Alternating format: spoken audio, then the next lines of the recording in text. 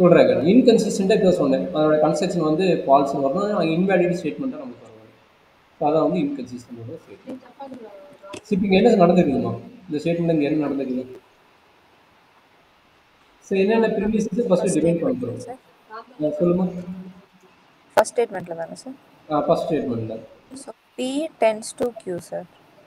Okay. அதை நம்ம என்ன எடுக்க போறோம்? ஒவ்வொரு ஸ்டேட்மெண்ட் ஃபர்ஸ்ட் டிஃபைன் பண்ணிக்கலாம். அதை இங்க எடுத்துக்கிறேன். Pனா யாரு? இது வரைக்கும். சரிங்களா? ஆமாம் சார்.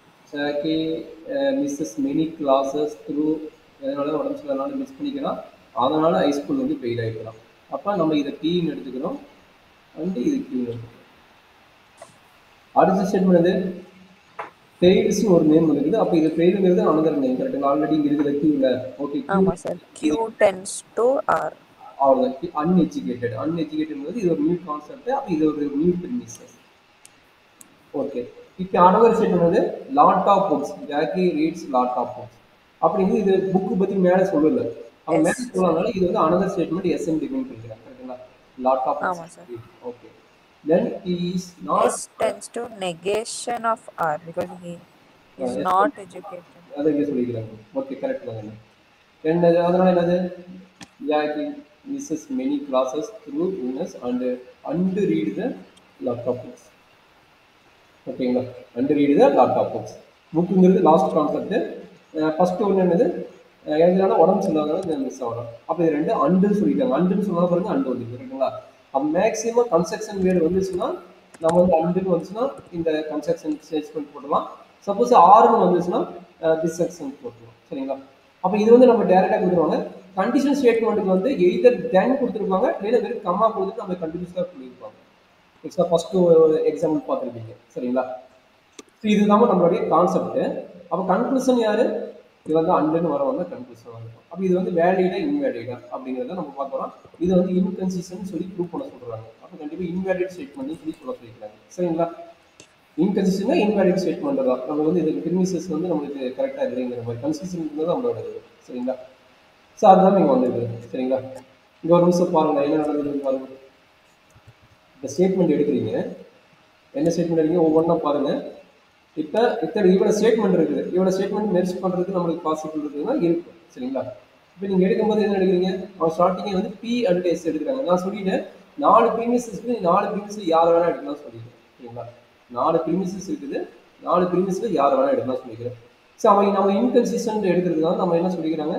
ஸ்டார்டிங் எடுத்த மட்டுமே நம்ம வந்து என்னது இன்கன்சிஸ்டன்ட் நம்ம என்ன ப்ரூவ் பண்ண போகிறோம்? P அதாவது P and negation P equal to என்னது? Falls. P and negation P equal to false. இதுதான் நம்ம ப்ரூவ் பண்ண போறோம். சரிங்களா? அப்போ ஃபால்ஸ்னு வந்தால் தான் நம்மளுக்கு இது என்னது? ஃபால்ஸ்னு வரும்போது இது ஆட்டோமேட்டிக்காக என்ன ஆகும்? கான்ட்ராக்ஷன் ஆகும். கான்ட்ராக்ஷன் ஆச்சுன்னா இதுக்கு பேர் வந்து இன்கன்சிஸ்டன்ட் ஆகிடும். ஓகேங்களா? கான்ட்ராக்ஷன் வந்து இது இன்கன்சிஸ்டன்ட் ஆகிடும். சரியாம்மா? இப்போ அதுக்காக என்ன எடுக்கிறாங்கன்னா இப்போ P அண்டு எஸ்ன்னு வருதுல்ல, அப்போ இதனோட கான்ட்ராக்ட் ஸ்டேட்மெண்ட் எடுத்து நம்ம ப்ரூவ் பண்ண போகிறாங்க. அதுதான் இங்கே நடக்குதுன்னு நினைக்கிறேன். பாருங்க என்ன எடுத்து பாருங்க. P அண்ட் எஸ் எடுத்துட்டாங்களா? அப்போ P அண்ட் எஸ்ன்னு எடுத்துட்டா இந்த ஸ்டேட்மெண்ட் ஆல்ரெடி நான் சொல்லிக்கிறேன். 2 விதமாக எழுதலாம். எய்தர் Pன்னு எழுதலாம் ஆர் எஸ்ன்னு எழுதலாம். சரிங்களா? இப்போ நம்மளுக்கு என்னது? எஸ்ங்கிறது சிங்கிளாக இல்லை, நம்ம Pங்கிற இருக்கிறதுனால நம்ம செகண்ட் ஸ்டேட்மெண்ட் Pன்னு எடுத்துக்கிறாங்க. அந்த இந்த ஃபார்முலாக்கு பேர் சொல்லிக்கிறாங்க. இந்த ஃபார்முலாக்கு பேர் சிம்பிளிஃபிகேஷன் சொல்லிக்கிறாங்க. இந்த ஃபார்முலா நேம் ஆல்ரெடி நான் கொடுத்துக்கிறேன். அப்படி அந்த ஃபார்முலா நேம் மறந்துச்சுன்னா நீங்கள் டேரெக்டாக இங்கே எழுதிக்கீங்க. P and Q which simplifies Pன்னு எழுதிக்கீங்க. ஃபார்முலா மறந்துடும். அதாவது ஃபார்முலா மறக்காது, இந்த நேம்லாம் மறந்துடும். மறக்கலைன்னா பரவாயில்ல எழுதிக்கிங்க. தப்பாக்கிது நேம் எழுதிடாதீங்க. நேம் தப்பா இருந்தால் மார்க் வச்சுக்கோங்க. சப்போஸ் நேம் தெரியலைன்னா இந்த ஃபார்முலா எழுதிருங்க. நேம் தெரியலைன்னா ஃபார்முலா எழுதிருங்க. சீக்கிரமாக வெரி இம்பார்ட்டன்ட் ஐடியா. ஓகே. இப்போ என்னாச்சு? ஆல்ரெடி உங்களுக்கு தெரியும். இந்த ஃபார்முலாவும் இந்த பியும் மெர்ஜ் பண்ணும்போது ஆட்டோமேட்டிக்காக Q வரும். அது ஒரு ஃபார்முலா இருக்குது. சரிங்களா?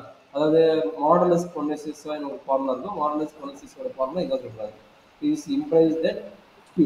அதாவது P கேன்சல் ஆகி ஒன்லி Q மட்டும் வரும். Q வரும். அப்போ Q வந்துச்சு.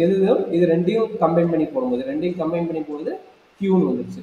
ஸோ அடுத்த ஸ்டேட்மெண்ட் யார் நமக்கு எடுக்கிறா? இந்த ஸ்டேட்மெண்ட். அப்போ இந்த ஸ்டேட்மெண்ட் எடுக்கும்போது என்ன ஆகும்? இந்த Qயும் இந்த ஆரையும் அப்ளை பண்ணும்போது எகெயின் இந்த ஃபார்முலா, அதாவது Q டென்ஸ் டு R வரும்போது இட் சிம்பிளைஸ் Q கேன்சல் ஆகிட்டு நமக்கு R வரும். சரிங்களா? அப்போ அந்த R வந்துருச்சு. ஸோ கடைசி ஸ்டேட்மெண்ட் என்னது? கடைசி ஸ்டேட்மெண்ட் வந்து இது கிடைக்குது. S 5 conditional statement yes, conditional statement to not or. Yes, conditional statement to not or. Yes, conditional statement to not or. Not or. Okay. அப்போ இங்கே என்ன நடக்குதுன்னா இது தப்பு அடிக்கிறாங்க. எஸ் ஒரு நிமிஷமா இது தப்பாக இருக்குது. S conditional statement to not ஆர்னு வந்துக்குது. அப்போ இதை ரீப்ளேஸ் பண்ணி எழுதும்போது என்ன கிடைக்கும்?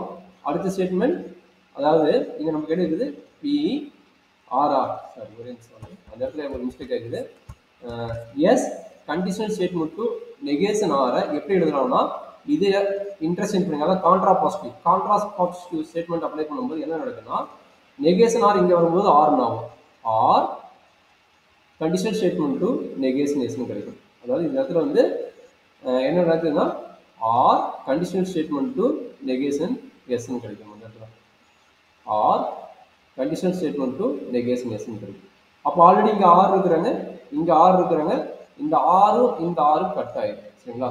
இந்த ஆறும் கட் ஆயிடுச்சுன்னா நம்மளுக்கு அடிஷனல் 2 வரும். அடிஷனல் 2 வரும். இந்த கடைசி 3 ஸ்டேட்மெண்ட் நான் தனியாக போடுறேன். இந்த மிஸ்டேக் இருக்குது. கடைசி 3 ஸ்டேட்மெண்ட் என்ன சொல்றாங்க அப்படின்னா அடுத்த ப்ரீமிஸ் எடுங்க. அடுத்த ப்ரீமிஸ் யாரு? எஸ் டென்ஸ் டு நாட் ஆர்ங்கிறத அந்த ஸ்டேட்மெண்ட் எடுங்க. எஸ் டென்ஸ் டு நாட் ஆர்ங்கிறத கான்ட்ரா பாசிட்டிவ் அப்ளை பண்ணும்போது என்ன கிடைக்கும்? Contrapositive negation R is tends to negation எஸ்ன்னு கிடைக்கும். Negation R tends to negation எஸ்ன்னு கிடைக்கும். அப்போ இது எப்படி எழுதலாம்? R tends to negation S வரும். R tends to negation S வரும். அப்போ கடைசியாக இருக்கிற ஃபார்முலா நமக்கு என்ன இருக்குது? இங்கே ஆர் இருக்குது. இங்கே சிக்ஸ்த் ஒன் பார்த்தீங்கன்னா இங்கே ஆர் இருக்குது. அப்போ r comma r negation s அப்படிங்கிறது என்ன எழுதலாம்? நெகேஷன் எஸ்ன்னு எழுதலாம். அப்போ ஆர் கம்மா நெகேஷன் எஸ்ங்கிறத வந்து நம்ம என்ன எழுதலாம்? நெகேஷன் எஸ்ன்னு எழுதலாம். இது ஒரு ஸ்டேட்மெண்ட். சரிங்களா? அப்போ நம்ம ஆல்ரெடி நம்மகிட்ட என்ன இருக்குது? பி அண்ட் எஸ் இருக்குதுல்ல. அப்போ பி அண்ட் எஸ்ஸை வச்சுட்டு நம்ம என்ன எழுதலாம்? ஆல்ரெடி ஒன்றை வச்சுட்டு பி அண்ட் எஸ்ஸை வந்து அதாவது நம்ம ஆல்ரெடி பி அண்ட் எஸ் நம்ம கையில் இருக்குது. இந்த பி அண்ட் எஸ் வச்சுட்டு என்ன எழுதலாம்? எஸ்ன்னு எழுதலாம். கரெக்டுங்களா? பி அண்ட் எஸ் ஆல்ரெடி நமக்கு ஃபார்முலா தெரியும். P and S implies that எஸ்ங்கிறத சிம்பிளிஃபிகேஷன் ஃபார்முலா. அந்த சிம்பிளிஃபிகேஷன் ஃபார்முலா வந்து எஸ்ன்னு எடுத்து எழுதலாம். சரிங்களா? இப்போ ரெண்டையும் கம்பைன் பண்ணி எழுதலாம். Negation s negation s and negation இது இருக்குல்ல. அப்போ இது ரெண்டையும் பண்ணி என்ன எழுதலாம்? ரெண்டையும் கம்பைன் பண்ணும்போது நெகேஷன் எஸ் அண்டு நெகேஷன் எஸ்ன்னு வரும்போது என்னோட ஸ்டேட்மெண்ட் என்னது? ஃபால்ஸ். சரிங்களா? அதாவது இந்த ஸ்டேட்மெண்ட்டையும் கம்பைன் பண்ணி எழுதும்போது நம்மளுக்கு என்ன கிடைக்கும்? ஃபால்ஸ். சரிங்களா? அப்போ இதுதான் வந்து இன்கன்சிஸ்டன்ட். அப்போ அந்த ஸ்டேட்மெண்ட் தான் நம்மளுக்கு இன்கன்சிஸ்டன்ட் வந்துருக்கு. சரியாம்மா? அண்டர்ஸ்டாண்ட் பண்ண முடியுதா? இல்லை ஏதாவது டவுட் இருந்தால் சொல்லுங்கள், இன்னொரு கூட எக்ஸ்பிளைன் பண்ணுறேன். இல்லை சார், ஓகே தான் சார். இல்லை கொஞ்சம் ஒர்க் அவுட் பண்ணி பாருங்க. கொஞ்சம் ஒரு மாதிரி தான் இருக்கும். நீங்கள் ஒர்க் அவுட் பண்ணி பார்த்தீங்கன்னா உங்களுக்கு ஒரு ஐடியா கிடைக்கும். எல்லா ஃபார்முலா தெரிஞ்சு ஒர்க் அவுட் பண்ணி பார்த்தீங்கன்னா உங்களுக்கு ஒரு ஐடியா கிடைக்கும். சரியாம்மா? Okay sir. ஸோ இது இம்பார்ட்டன்ட் ப்ராப்ளமாக ஒரு கேட்க சம்ஸ் தியரிட்டிக்கலாக கொடுத்து நம்ம ஸ்டேட்மெண்ட் வந்து ப்ரூவ் பண்ண சொல்லுவாங்க. கொஞ்சம் கேர்ஃபுல்லாக பார்த்து